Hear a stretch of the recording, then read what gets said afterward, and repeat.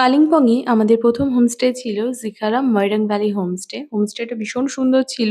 আমাদের যেহেতু লেট হয়ে যাচ্ছিল তো আমরা আগেই ফোন করে বলে দিয়েছিলাম যে আমাদের লাঞ্চটা প্লিজ রেডি রাখুন কারণ আমাদের প্রচণ্ড পরিমাণে খিদে পেয়েছে। হোমস্টেতে যাওয়ার পরেই আমরা তাড়াতাড়ি করে স্নান করে ফ্রেশ হয়ে গেছিলাম। তারপরে আমরা খাবারটা খেয়ে নিলাম। আর খাবারটা বেশ ভালো রান্না হয়েছিল। ওনারা এটা নিজেরাই রান্না করছিল। বিকালের দিকে একটু রেস্ট নিয়ে তারপরে আমরা বাইরে এসে বসতে না বসতেই দেখি আমাদের হাতে চলে আসলো গরম, গরম চা আর এখানে হচ্ছে পকোড়া।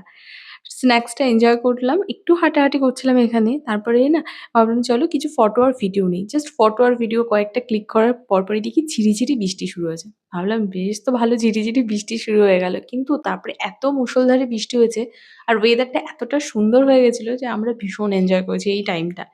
ওনারা বলল 8:30 থেকে 9:00 র মধ্যে ডিনারটা কমপ্লিট করে নিন আপনারা। তো ডিনার আজকে ছিল মিক্সড ফ্রাইড রাইস আর চিকেন কষা। আর 11:00 মতন বাজে তখন দেখি চারিদিকে কুয়াশা হয়ে গেছে আর যেটা আমাদের রুমের সামনে থেকে বলতে পারো কিছু দেখা যাচ্ছে না। ফটো, ভিডিও কিছু লেনদেন করলাম। তারপরে রাতের বেলা স্কিন কেয়ার তো মাস্ট। তো আমরা এখানে স্কিন কেয়ার করছিলাম। আর আরেকজন আমাদের পার্টনার ও তখন ঘুমিয়ে গেছিল। তো আমরা দুজনে স্কিন কেয়ার করে সেদিনের মতো গুড নাইট।